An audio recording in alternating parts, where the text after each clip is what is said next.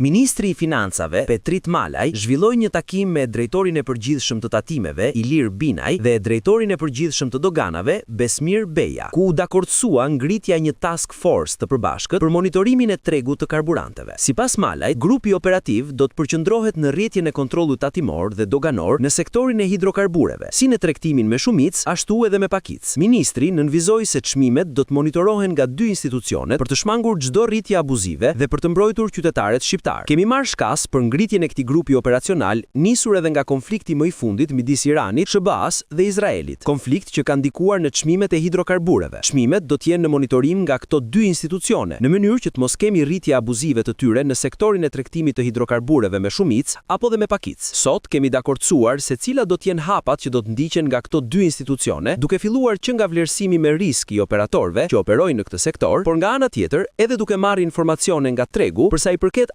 abuzimeve potenciale që mund të ndodhin. Kontrolli do të fokusohet jo vetëm në kontrollin e dokumentacionit doganor apo tatimor, por edhe në kontrollin fizik të sasive të hidrokarbureve që tregtohen nga pikat e tregtimit me shumicë dhe pakicë, u shpreh ministri. Kontrollet do të shtrihen në gjithë vendin duke u fokusuar tek subjektet me risk dhe përfshin verifikimin e dokumentacionit dhe kontrollin fizik të sasive të hidrokarbureve që tregtohen nga pikat e tregtimit me shumicë dhe pakicë. Malaj tha se task forca do të veprojë me planifikim të koordinuar dhe analizë të detajuar për të garantuar funksionimin e rregullt të tregut.